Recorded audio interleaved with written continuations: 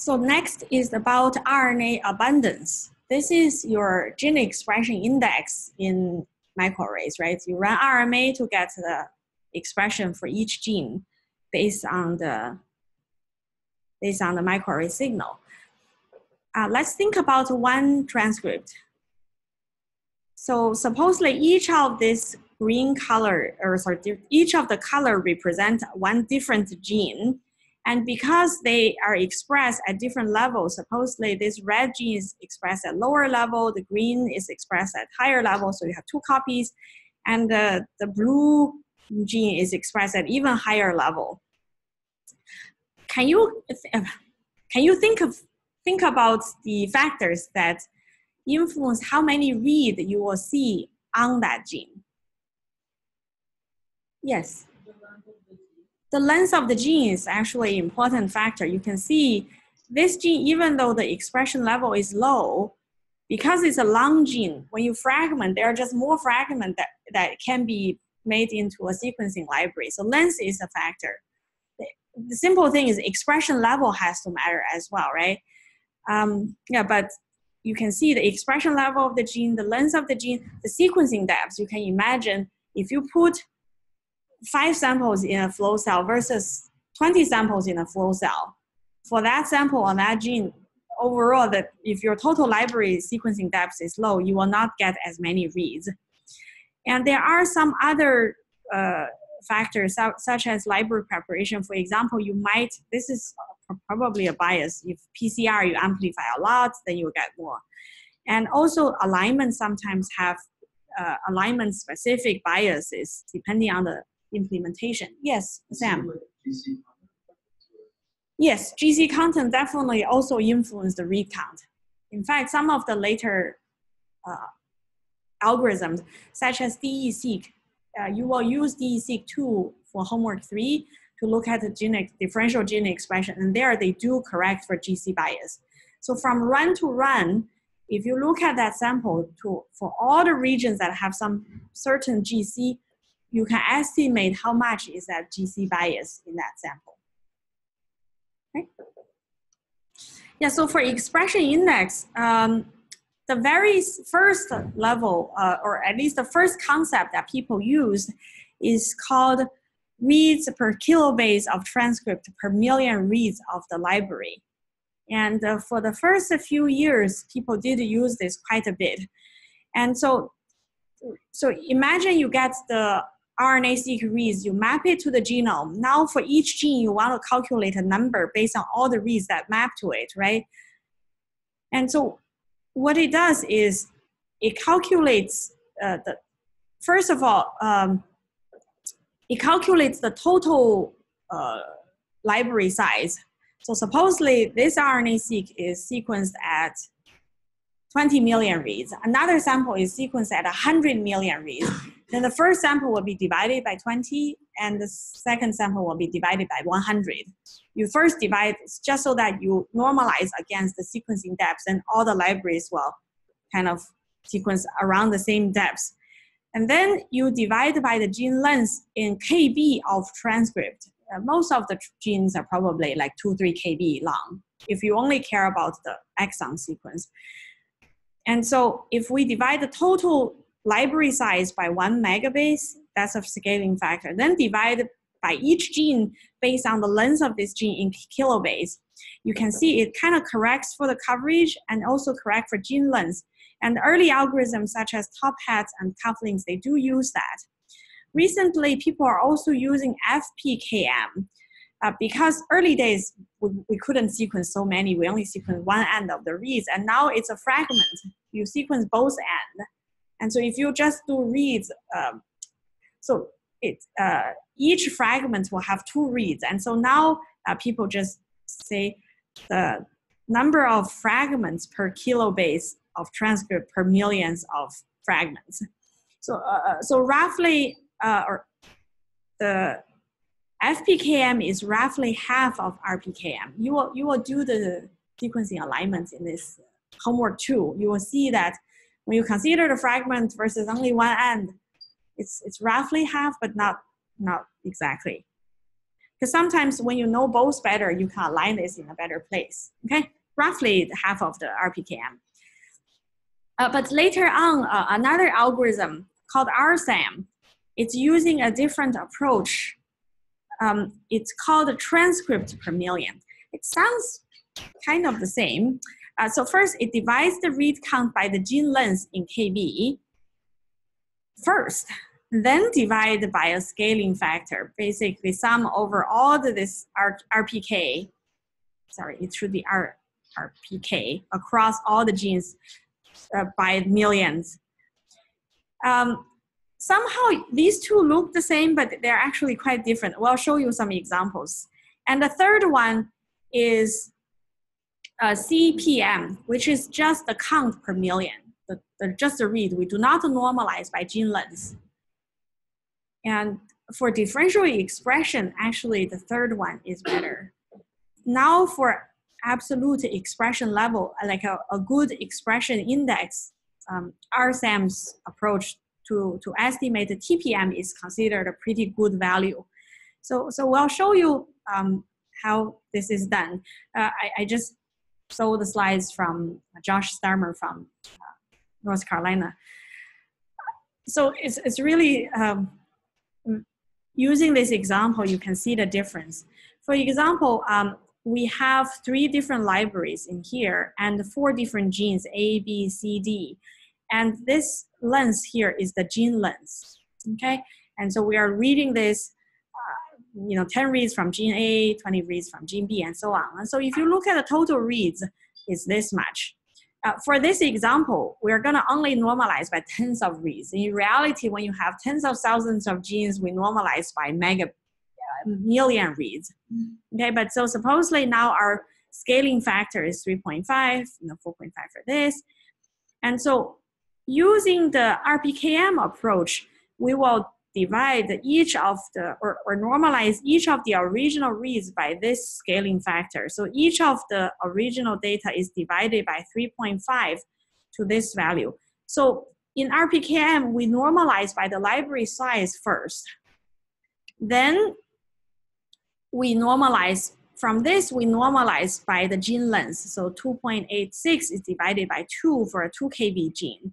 And another gene, 5.71, is divided by a 4 KB length for this gene. And so then this is the RPKM we get for the different samples. Okay? However, for TPM, it's different. So TPM, this is the same original data. The first thing we do is we normalize by the gene length. And so 10 is divided by 2 KB, 20 is divided by 5 KB, and you can see here, yeah, so you normalize that, then you add up all this number, RPK, to get the scaling factors. And then based on this scaling factor, you divide the original data by this scaling factor. And so you can see the data looks slightly different. What you do know is that from both RPKM and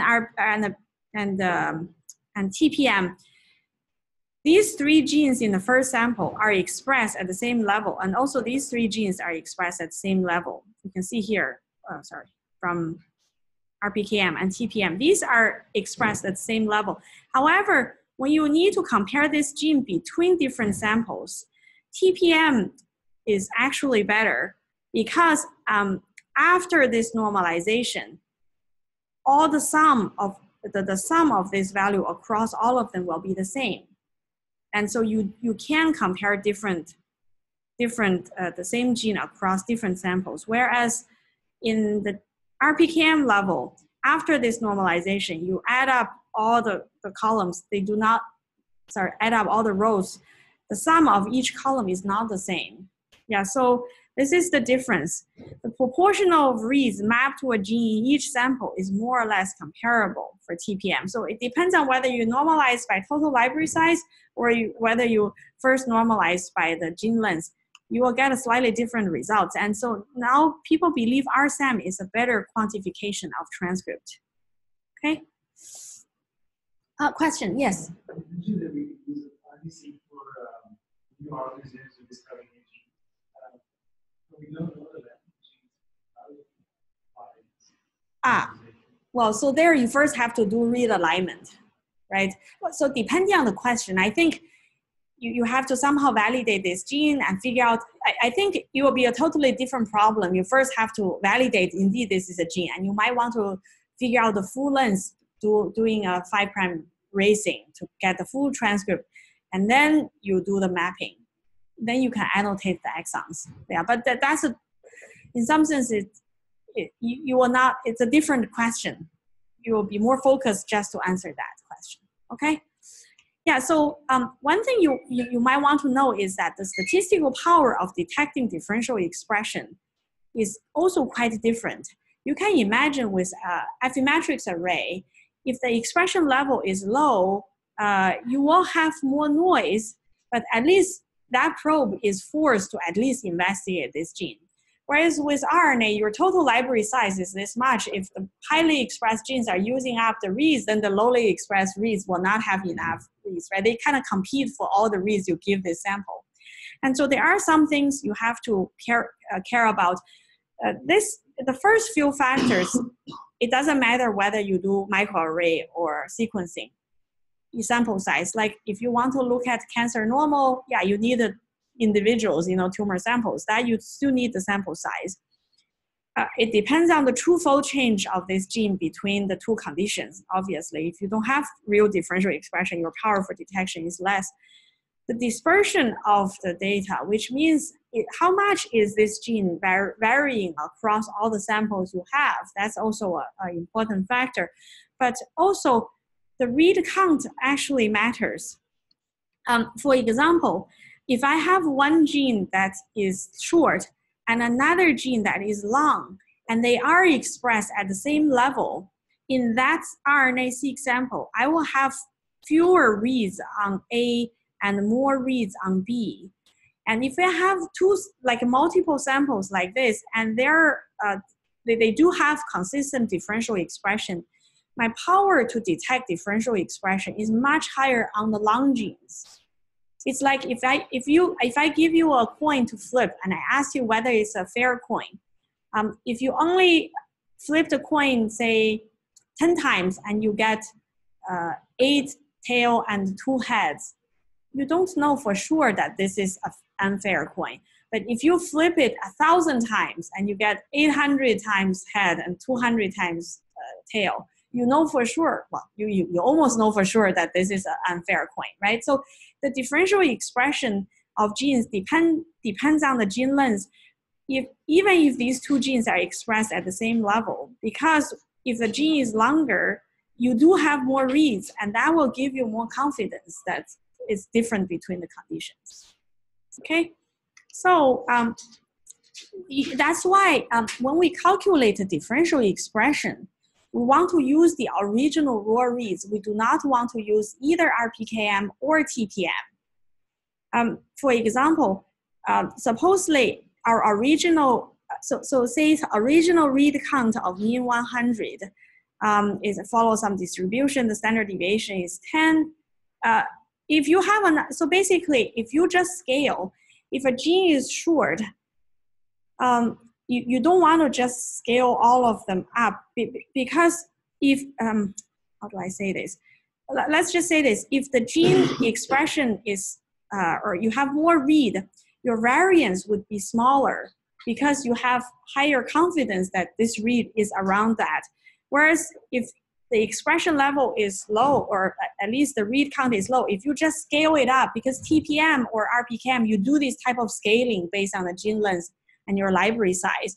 But for example, if a gene is short and the library is small, when you scale, you kind of make it big, you increase the variance of that gene, which is not, or not comparable to another library or another gene. Does that kind of make sense? When you have more reads, you're more confident, so that in some sense, your estimate is more accurate. But if you have lowly expressed gene, you just force it to scale up, and then you create a big noise in the data. right? So if you just want to know the expression level, you can use TPM. You can even RPKM, I think is okay. But when you try to calculate the differential gene expression, you want to use the raw read count, because the read count, once you normalize, you lose that information, right? Yeah, so in addition to the previous aligners like Top Hat or STAR, there are recently other algorithms that are published like Salmon and Callisto. I think for homework 3, we're going to ask you to try Salmon. These are called the pseudo alignment. Basically, it does not provide the full alignment, not exact base to base. Instead, it just say, let's look at all the current annotated transcript. If the read is mapped to a new gene or a new exon or a new junction, forget it. We're not going to even bother. So because the human genome is so huge, the coding regions is only 1 to 2%. If you have to find the location in the whole genome, it will take a very long time. But if you only need to look at 1% of the genome, then you can do this much, much faster, right? Yeah, so this way, it just look at all the known transcript and their locations in the genome and their known splice junctions, and look at whether this read is compatible with these ones. And supposedly, if this transcript is mapped to a new, like a pseudo gene in the genome, better, but also looks similar to your gene, that pseudo gene will be ignored because it's not a known transcript, it'll be eliminated, okay? Yeah, so you need a reference genome and you need a reference transcript. It's like a microarray design now. You only look at the known ones. And so now it's really fast. You can try in, I think also the homework, you can run Salmon for 10 million reads for STAR, it will run quite a bit, but for Salmon, you can run this really quickly. But you will lose some information. So it's really a performance versus speed trade-off, okay? So Salmon, in addition to do the alignment, it will help you also estimate transcript abundance. In addition, it will give you something called the effective length of the transcript. Because remember, when we have a transcript, if you look at the read coverage, the middle of the gene, because initially you fragment and then you try to align things, a primer to this to make the cDNA. It's a little harder to do in the beginning of the gene and at the end of the gene. And so given the sequence composition of the transcript, you expect, you know, some biases. And the very simple idea is if this is the actual length of the gene, because if your sequencing fragment is long, it's harder to land in the beginning or the end of the transcript. It's easier to go into the middle, right? So if your transcript is this long and your read length is another number, your effective length of that transcript probably is a little shorter. So if the gene is very, very long, towards the end, you only lose a little bit. But if a gene is very short, it could be, you know, the primers never get to align it. You don't get a good read on the gene. And so the effective transcript is this. And also in Salmon, it corrects for GC biases as well, based on the whole sample. Say, overall, all the samples with that particular GC content, you can estimate, oh, maybe in this region is so high GC, it should have a little bit higher read coverage. But other regions have very low GC, maybe you'll have lower coverage. But this is estimated by sample, as you correct it a little bit. And so Callisto and Salmon are two competing algorithms. There are actually some bad fighting between the two groups. But you can see the output are pretty, in some sense, are quite similar from, you can see from the same raw result. And so this is each target ID, transcript ID. And this is the length of the original gene. And this is the effective length. Most of the time, the effective length is shorter than the original transcript. And this is so Callisto used the raw count. And it also estimates a TPM, transcript per million. But Salmon, yeah, so just the two last columns are swapped. The number of reads is the estimated counts, and the TPM is this. You can see for most of the genes, they are fairly similar. There are some small differences. You can also compare the same transcript. You can see if you look at the star aligned, then calculate the TPM versus the salmon calculated TPM. Sometimes there are also small differences as well. Okay, but roughly these are some things you can get. So basically, if you just want to get expression index, I think you can use this TPM. But if you want to calculate differential expression, you want to use the what? Read counts. Okay, questions?